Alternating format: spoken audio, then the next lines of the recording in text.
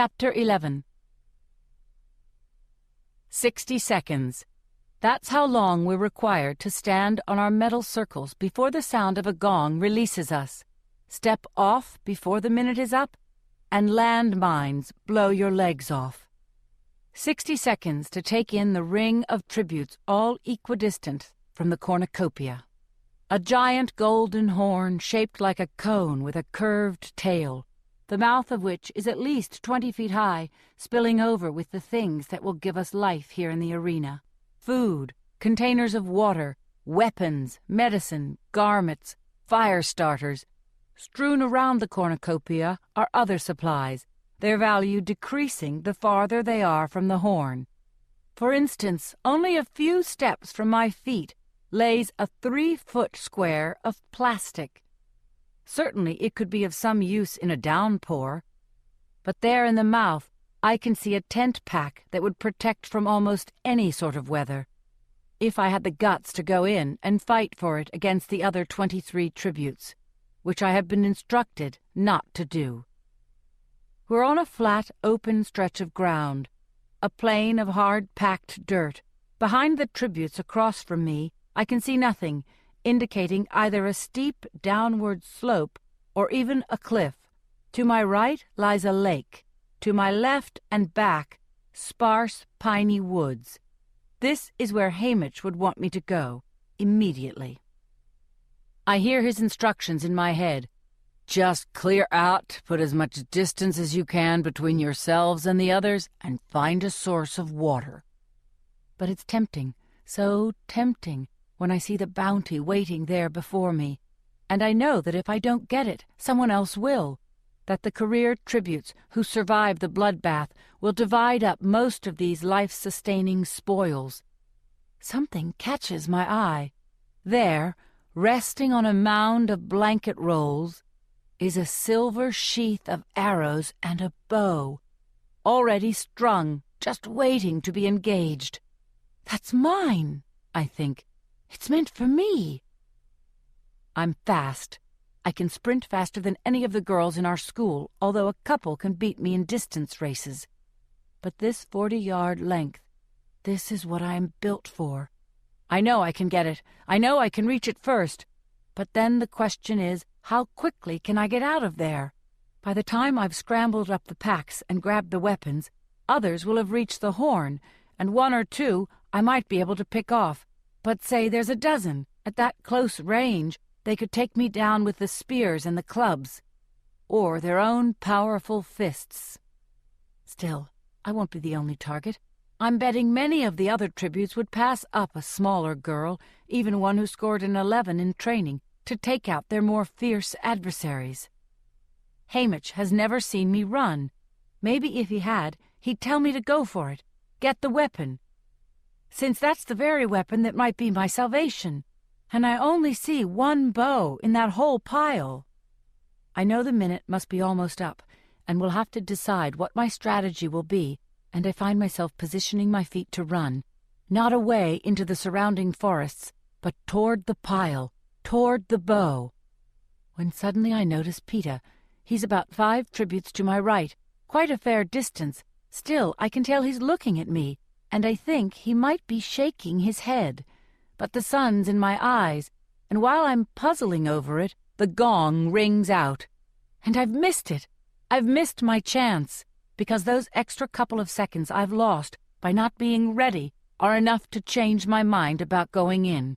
My feet shuffle for a moment, confused at the direction my brain wants to take, and then I lunge forward, scoop up the sheet of plastic and a loaf of bread.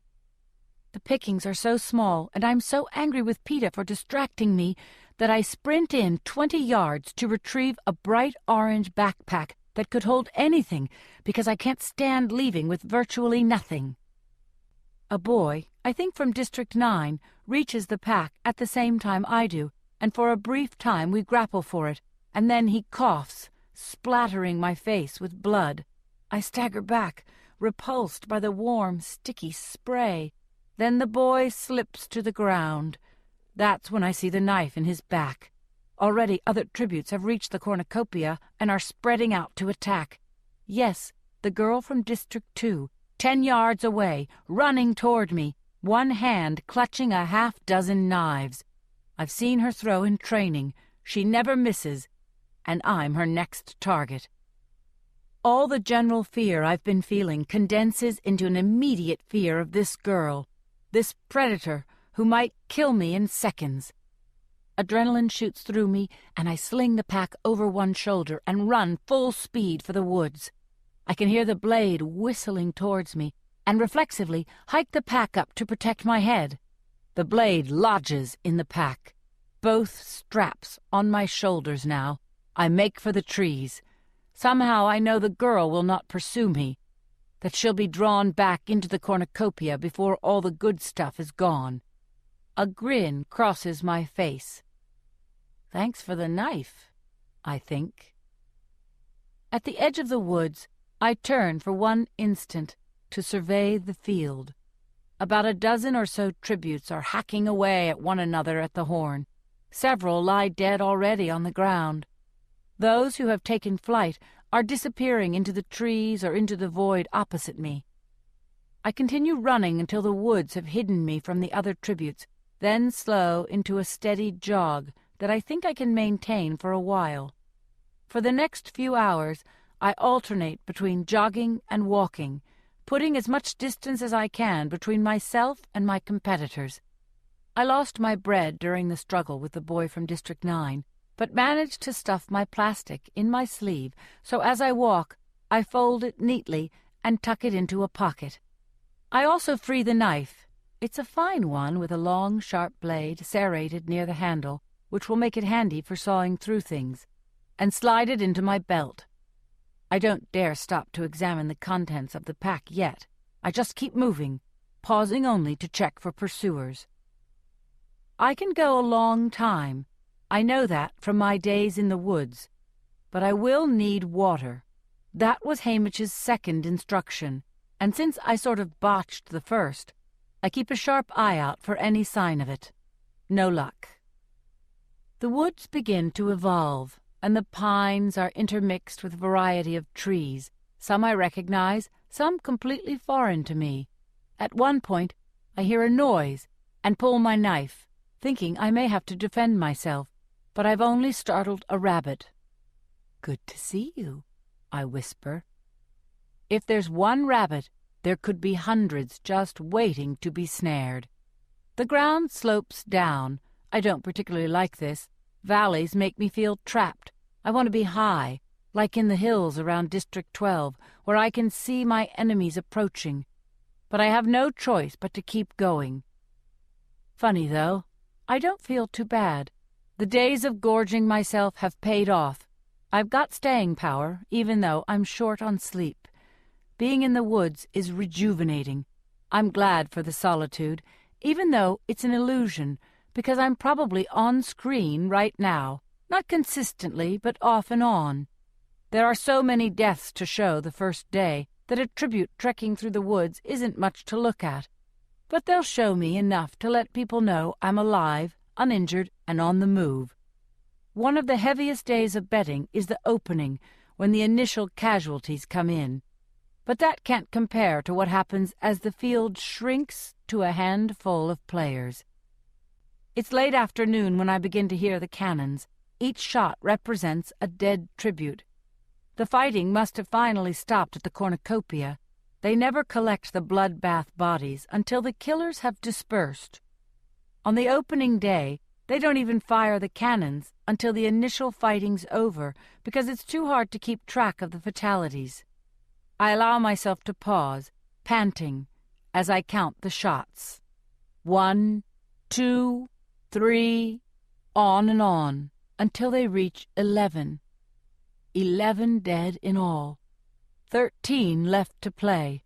My fingernails scrape at the dried blood the boy from District 9 coughed into my face. He's gone, certainly. I wonder about Peter. Has he lasted through the day? I'll know in a few hours, when they project the dead's images into the sky for the rest of us to see. All of a sudden, I'm overwhelmed by the thought that Peter may be already lost. Bled white, collected, and in the process of being transported back to the capital to be cleaned up, redressed, and shipped in a simple wooden box back to District 12. No longer here, heading home. I try hard to remember if I saw him once the action started, but the last image I can conjure up is Peter shaking his head as the gong rang out. Maybe it's better if he's gone already. He had no confidence he could win, and I will not end up with the unpleasant task of killing him. Maybe it's better if he's out of this for good. I slump down next to my pack, exhausted.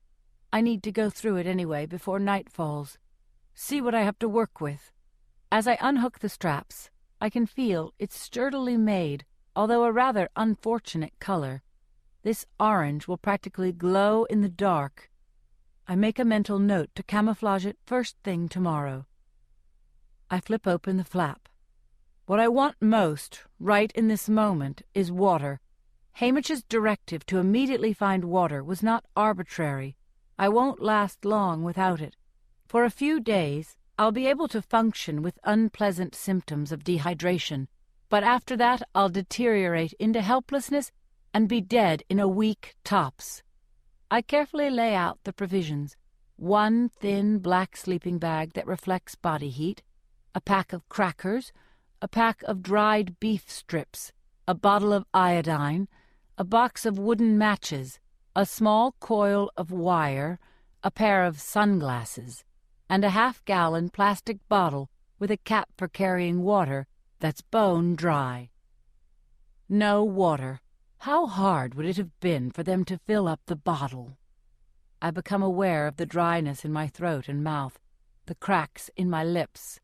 I've been moving all day long. It's been hot, and I've sweat a lot. I do this at home, but there are always streams to drink from, or snow to melt if it should come to it.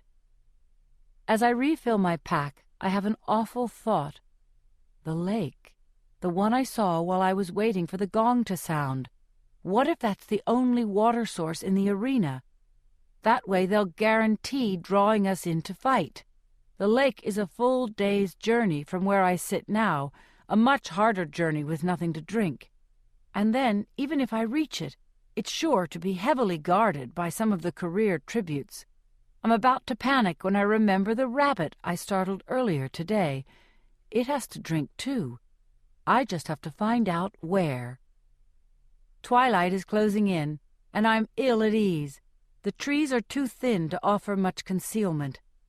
The layer of pine needles that muffles my footsteps also makes tracking animals harder when I need their trails to find water. And I'm still heading downhill, deeper and deeper into a valley that seems endless. I'm hungry, too, but I don't dare break into my precious store of crackers and beef yet. Instead, I take my knife and go to work on a pine tree, cutting away the outer bark and scraping off a large handful of the softer inner bark. I slowly chew the stuff as I walk along. After a week of the finest food in the world, it's a little hard to choke down, but I've eaten plenty of pine in my life. I'll adjust quickly. In another hour, it's clear I've got to find a place to camp. Night creatures are coming out. I can hear the occasional hoot or howl, my first clue that I'll be competing with natural predators for the rabbits. As to whether I'll be viewed as a source of food, it's too soon to tell. There could be any number of animals stalking me at this moment, but right now I decide to make my fellow tributes a priority. I'm sure many will continue hunting through the night. Those who fought it out at the cornucopia will have food, an abundance of water from the lake, torches or flashlights, and weapons they're itching to use. I can only hope I've traveled far and fast enough to be out of range. Before settling down, I take my wire and set 2 twitch-up snares in the brush. I know it's risky to be setting traps, but food will go so fast out here, and I can't set snares on the run. Still, I walk another 5 minutes before making camp.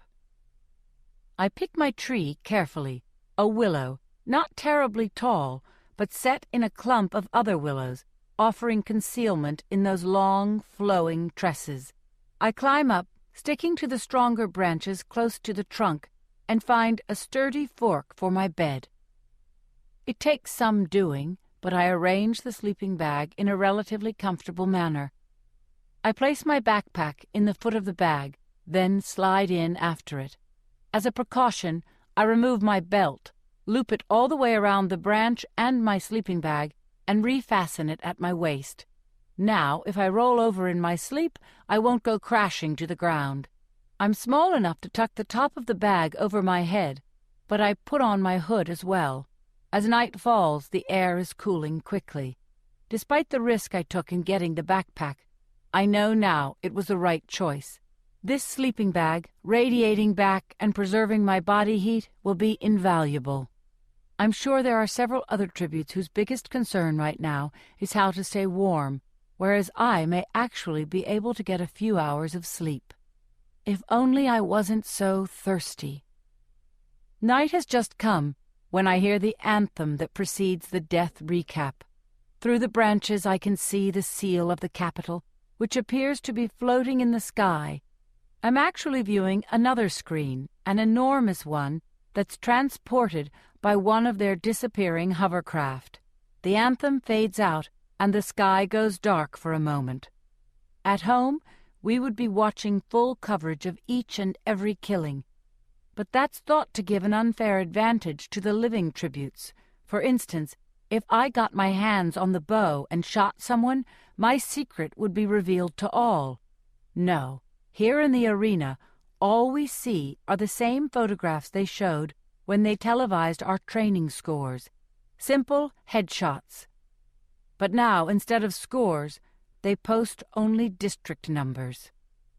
I take a deep breath as the faces of the 11 dead tributes begin and tick them off one by one on my fingers. The first to appear is the girl from District 3. That means that the career tributes from 1 and 2 have all survived. No surprise there. Then the boy from 4. I didn't expect that one. Usually all the careers make it through the first day. The boy from District 5. I guess the fox-faced girl made it. Both tributes from 6 and 7. The boy from 8. Both from 9. Yes, there's the boy who I fought for the backpack. I've run through my fingers. Only one more dead tribute to go. Is it Peter? No. There's the girl from District 10. That's it. The Capitol seal is back with a final musical flourish, then darkness and the sounds of the forest resume. I'm relieved Peter's alive. I tell myself again that if I get killed, his winning will benefit my mother and Prim the most. This is what I tell myself to explain the conflicting emotions that arise when I think of Peter. The gratitude that he gave me an edge by professing his love for me in the interview. The anger at his superiority on the roof. The dread that we may come face to face at any moment in this arena. 11 dead, but none from District 12. I try to work out who is left. 5 career tributes.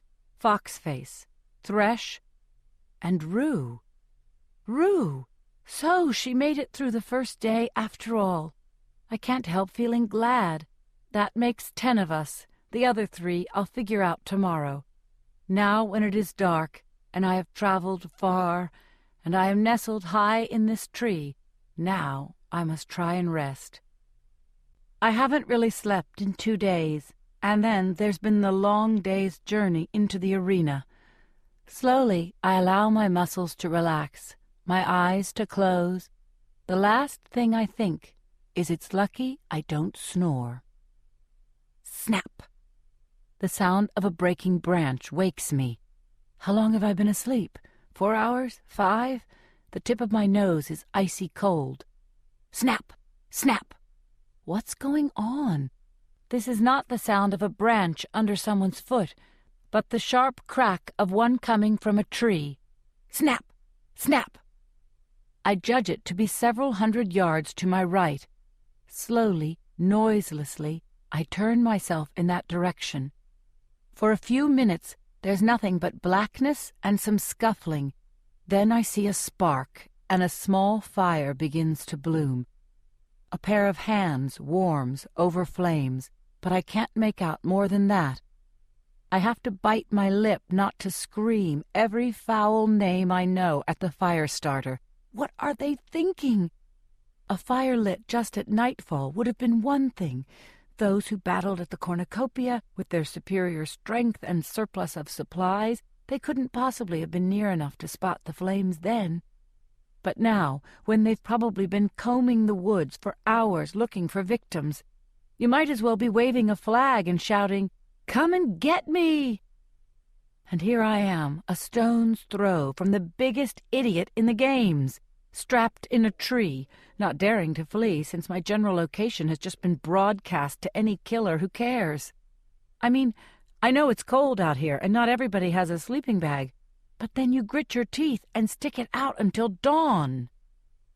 I lay smoldering in my bag for the next couple of hours, really thinking that if I can get out of this tree, I won't have the least problem taking out my new neighbor. My instinct has been to flee, not fight. But obviously this person's a hazard. Stupid people are dangerous.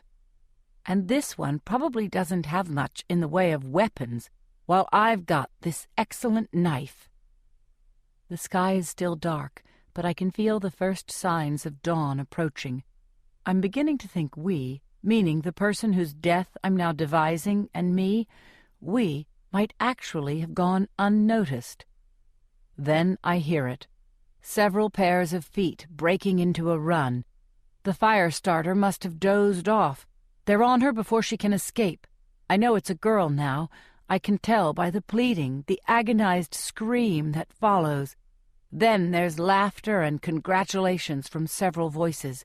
Someone cries out, 12 down and 11 to go, which gets a round of appreciative hoots. So they're fighting in a pack. I'm not really surprised. Often alliances are formed in the early stages of the games. The strong band together to hunt down the weak, then, when the tension becomes too great, begin to turn on one another. I don't have to wonder too hard who has made this alliance. It will be the remaining career tributes from Districts 1, 2, and 4. 2 boys and 3 girls, the ones who lunched together. For a moment, I hear them checking the girl for supplies. I can tell by their comments they've found nothing good. I wonder if the victim is Rue, but quickly dismissed the thought. She's much too bright to be building a fire like that. Better clear out so they can get the body before it starts stinking. I'm almost certain that's the brutish boy from District 2. There are murmurs of assent, and then, to my horror, I hear the pack heading toward me. They do not know I'm here. How could they? And I'm well concealed in the clump of trees, at least while the sun stays down. Then my black sleeping bag will turn from camouflage to trouble. If they just keep moving, they will pass me and be gone in a minute. But the careers stop in the clearing about 10 yards from my tree. They have flashlights, torches. I can see an arm here, a boot there, through the breaks in the branches. I turn to stone, not even daring to breathe. Have they spotted me? No, not yet. I can tell from their words their minds are elsewhere. Shouldn't we have heard a cannon by now? I'd say yes, nothing to prevent them from going in immediately. Unless she isn't dead. She's dead. I stuck her myself. Then where's the cannon? Someone should go back, make sure the job's done. Yeah, we don't want to have to track her down twice. I said she's dead. An argument breaks out until one tribute silences the others. We're wasting time. I'll go finish her and let's move on. I almost fall out of the tree. The voice belongs to Peter.